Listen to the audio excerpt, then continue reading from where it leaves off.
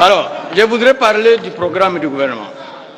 Madame, ceux qui sont à Rutshuru, à Massissi, à Minembwe et ailleurs, qui vous ont suivi, ils n'ont pas cru que ce pays est en guerre. Parce que si on ne parle pas du Rwanda ici, on ne parle pas de Kagame ici, c'est que nous avons un seul œil. Mais si on en a deux, c'est la première solution à résoudre. Mettre fin à la guerre, la gagner et au besoin fermer les frontières avec ce pays. On ne fera jamais rien tant que nous sommes occupés, tant qu'on nous tue par milliers et Kinshasa ne bouge pas le doigt. Dieu merci, j'ai vu mon ami Kabongo, Mouliambita qui est devenu VPM à la défense, c'est un grand ami à moi, on va vous accompagner. On va vous accompagner.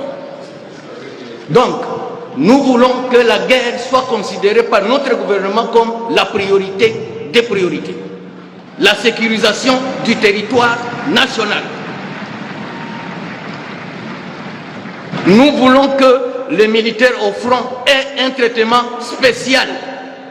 Sans motivation, ils ne feront pas de guerre. Où est l'argent du cobalt?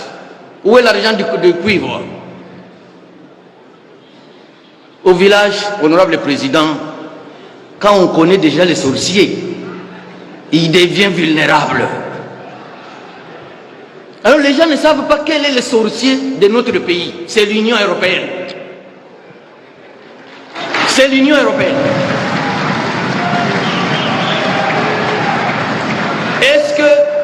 Est-ce que l'Équateur peut signer un contrat avec une organisation pour le cobalt ou le cuivre? L'Équateur a du cuivre? C'est dans le programme. Je vais y aller, président. Je dis qu'un peu, c'est ça mon rôle aussi.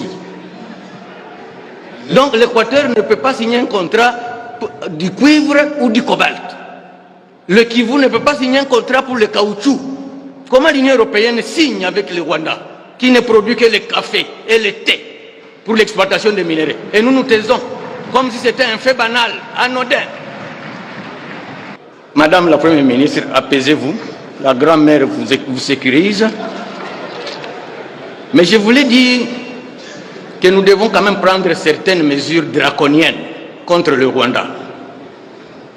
Moi, je suis sous sanction de l'Union européenne. Moi, j'ai pris ça comme un acte d'héroïsme. Ce n'est pas un handicap. Nous avons le deuxième port de notre pays. C'est chez moi à Uvira, à Kalundu. Les Kenyans ici, qui nous a envoyé des militaires, qui sont même dans le M23, on devait couper ces ponts-là. On devait se rattacher à l'océan Indien à partir de Dar es Salaam.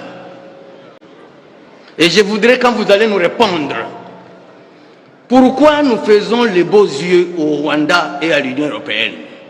Ce n'est pas en flattant l'ennemi que vous allez dormir. Il faut le frapper fort aussi.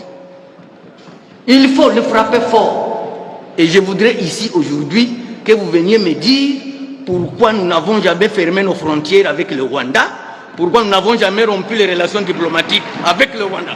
Qu'est-ce qui se passe? Quelle est la complicité?